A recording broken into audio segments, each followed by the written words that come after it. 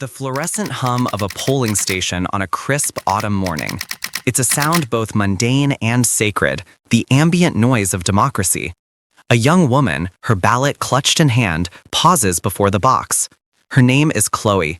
She's a graphic designer, a volunteer at an animal shelter, and, according to the forms she fills out, she belongs to no organized religion. She is one of the nuns. Outside, exit pollsters, armed with tablets displaying the startling findings of the new 2025 Global Religious Landscape Report, are keenly observing her demographic. What compels her, and millions like her, to vote a particular way? This isn't just a personal spiritual journey away from the pews of her childhood. It's a political force, a quiet revolution reshaping the ballot box one paper slip at a time. The data is unambiguous. As affiliation with traditional faiths declines across the Western world, a powerful correlation emerges. The religiously unaffiliated, the fastest-growing demographic group in many nations, are not politically homeless. They have found a home, and it is overwhelmingly on the left. Why does this growing segment of the population, increasingly disaffiliated from traditional faiths, so consistently lean in one political direction? The data suggests a profound connection, demanding a deeper look into the motivations behind this seismic shift. To understand this phenomenon, we must first look at the numbers. The 2025 report, a landmark study by the International Gnosis Polling Institute, confirms a trend that sociologists have been tracking for decades, but it adds a new layer of urgency. In North America and Western Europe, those identifying as having no religion now constitute over a third of the adult population and a staggering 45% of those under 30. But the headline finding is political. Across this vast and diverse group, polling data reveals that nearly 70% consistently vote for left-leaning or progressive parties. This correlation is stronger than almost any other demographic indicator, including income or education level. We spoke with the report's lead author, Dr. Anya Sharma, a sociologist of religion. What we're seeing is not simply an absence of belief, Dr. Sharma explains, her voice clear over a video call from her office in London. It's the presence of a different value structure. For centuries, political identity in many societies was inextricably linked to religious identity. To be a good citizen was often synonymous with being a good Christian, or a good Muslim, or a good Hindu. Your moral framework, your community, your political allegiances, they were all bundled together. The rise of the nuns represents the great unbundling of the 21st century. And as people unbundle, they don't just float in a vacuum. They rebundle. They form new identities and new allegiances based on a different set of first principles. This great unbundling has historical parallels. One could look to the Protestant Reformation in the 16th century, where a theological schism didn't just create new churches, it redrew the map of Europe, fueled wars, and laid the groundwork for the modern nation-state. A shift in belief became a shift in power. While today's exodus from religion is far less violent, its political ramifications may be just as profound. It's a quiet reformation, happening not in cathedrals and councils, but in living rooms, on university campuses, and in the silent calculus of the voting booth. The key difference, Dr. Sharma notes, is that this reformation is not replacing one set of divine dogmas with another. It's replacing them with something else entirely. Back at the polling station, Chloe slides her ballot into the box. We asked her what issues were on her mind as she voted. Climate change, for sure, she says without hesitation, and reproductive rights. And just a sense of fairness. The idea that we should be building a society that takes care of everyone, especially the most vulnerable, not because a holy book tells us to, but because it's the right thing to do. It's a human responsibility. Chloe grew up in a moderately religious household. She attended Sunday school, learned the parables, and was taught the golden rule. But as she grew older, she felt a growing disconnect. The church I grew up in talked a lot about love and compassion, she recalls, but then I saw leaders from that same faith group lobbying against gay marriage or downplaying scientific consensus on the environment. The values they preached didn't seem to match the politics they practiced. For me, leaving the institution wasn't about rejecting morality, it was about finding a more consistent one. Chloe's story is a microcosm of a macro trend. The data shows that nuns are far more likely to prioritize scientific authority, individual autonomy, and universal social welfare over traditional authority, scriptural literalism, and in-group loyalty. These are not random preferences. They are the hallmarks of a coherent, albeit uncodified, worldview. This worldview didn't appear overnight. It has deep roots in centuries of philosophical thought, from the humanism of the Renaissance to the rationalism of the Enlightenment. But today, it has reached critical mass. It is no longer the domain of a few philosophers in ivory towers. It is the lived, breathed reality of millions, and it is translating directly into political power. The question, then, is no longer the religiously unaffiliated are a political force, but their particular brand of non-belief leads to this specific political destination. What is the architecture of the secular moral compass, and how is it built? Building on that striking pattern at the polling station, we delve into the philosophical currents driving this political alignment. The journey from the voting booth leads us to an older, quieter place, a university library, where a student pores over the works of Voltaire. The page is filled with an 18th century call to action, écraser l'infâme, crush the infamous thing. For Voltaire, the infamous thing was not God, but religious fanaticism, intolerance, and dogma used to justify oppression. This sentiment marks a pivotal moment in Western thought, the beginning of a concerted effort to build a system of ethics on the foundation of human reason rather than divine revelation. For many knowns today, leaving organized religion isn't just an absence of belief, it's an active embrace of these alternative ethical frameworks. It is a transition from doubt to a new kind of doctrine. The most prominent of these frameworks is secular humanism. It's a philosophy that, in its modern form, was codified in documents like the Humanist Manifesto of 1933. This wasn't a holy text handed down from on high, but a collaborative document written by thinkers and academics that could be revised and improved. Its core tenets are radical in their simplicity, that human beings are responsible for creating their own meaning and purpose, that morality should be based on reason and empathy, and that our goal should be the flourishing of humanity in this life, on this planet. There is no promise of heavenly reward or threat of eternal damnation to enforce good behavior.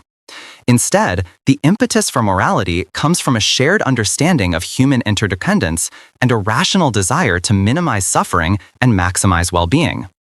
This shift in focus, from the divine to the human, from the eternal to the terrestrial, has profound political consequences. The evidence for this is starkly illustrated in polling data from institutions like the Pew Research Center. Survey after survey confirms that religiously unaffiliated adults are significantly more likely than their religious counterparts to support LGBTQ+ rights, advocate for stronger environmental protections, and believe that government should play a major role in solving social problems. These are not disparate policy positions. They flow logically from a humanist ethical core. If you believe in the inherent dignity and autonomy of the individual, you are more likely to support marriage equality. If you believe this world is the only one we have, you are more likely to see climate change as an existential threat requiring urgent collective action. If you believe our moral obligation is to our fellow human beings, you are more likely to support social safety nets funded by a progressive tax system.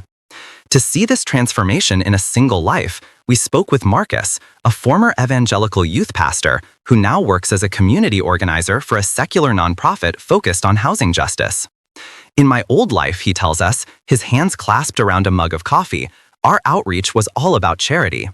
We'd run a soup kitchen, we'd do mission trips, we were putting a bandage on a wound.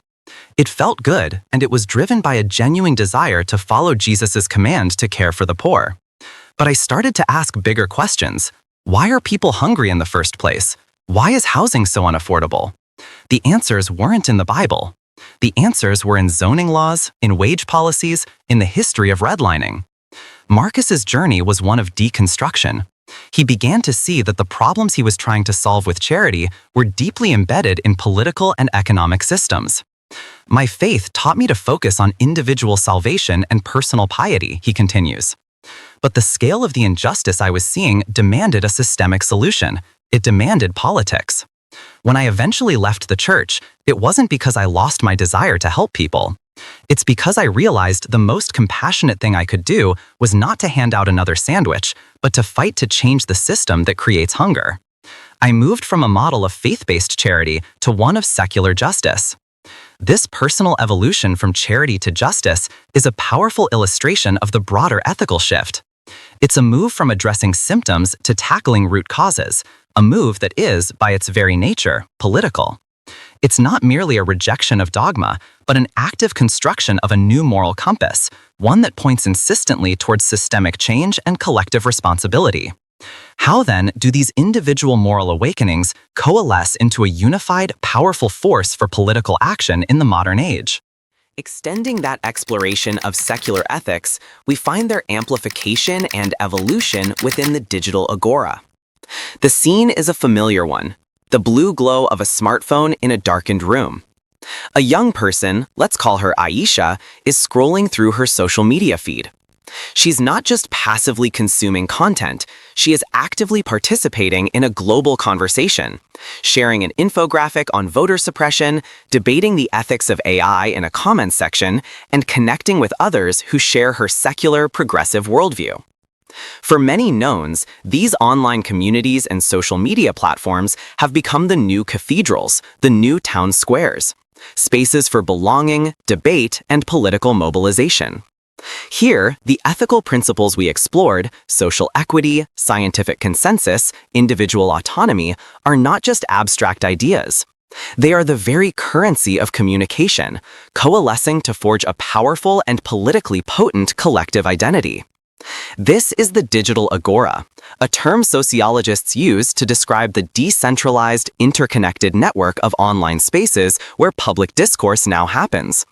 Unlike the physical agora of ancient Athens, it has no geographical boundaries.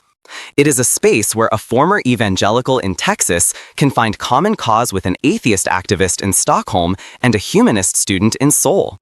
Within these spaces, we see the emergence of what some digital ethnographers call virtual rituals. In her field notes on online activist communities, Dr. Kenji Tanaka of Kyoto University writes, "Observe the hashtag campaign. It functions as a collective prayer or chant, a way to focus communal energy on a single issue. The retweet or share is a form of bearing witness. The coordinated comment storm on a politician's post is a digital protest, a picket line formed of pixels and text." These anthropological field notes reveal virtual rituals that, while secular in content, serve a deeply traditional human need to solidify group cohesion and affirm shared values. The memes, the inside jokes, the shared terminology, they all function as the hymns and symbols of a new kind of congregation. This process is crucial because it answers a fundamental question for the religiously unaffiliated. In the absence of a shared creed or holy book, who are we? In the digital agora, the answer often becomes, we are the people who believe in science. We are the people who fight for equality. We are the people who stand against bigotry. Political and social identity rushes in to fill the void left by religious identity. This creates a powerful engine for mobilization. When a social injustice occurs, the network can activate with astonishing speed, driving petitions, organizing protests, and shaping media narratives in a matter of hours. This digital solidarity provides a profound sense of belonging and purpose for individuals who may feel isolated in their offline communities. However, this new digital tribalism is not without its perils. The same algorithms that connect like-minded people can also trap them in echo chambers, reinforcing their existing beliefs and shielding them from opposing viewpoints. The pursuit of a just society can sometimes curdle into a rigid ideological purity, where allies are cast out from minor deviations from the perceived consensus. The righteous anger that fuels a movement for justice can also fuel online harassment and public shaming, replacing reasoned debate with digital mob rule. The digital agora can be a space for enlightenment and solidarity, but it can also be a breeding ground for a new kind of dogma, a secular fundamentalism where nuance is lost and empathy is reserved only for those within the in-group. As we conclude our investigation, we see a complex and unfolding story. The rise of the knowns is not a story of fading belief, but of belief transformed. It is the story of a vast and growing population forging a new moral language and a new political identity outside the walls of traditional religion. This identity, rooted in secular ethics and amplified by the digital age, is now a formidable force at the ballot box and in the streets, fundamentally reshaping the political landscape. The exodus from the pews has led directly to the heart of modern politics, creating a new and powerful coalition that is driving a progressive vision for the future.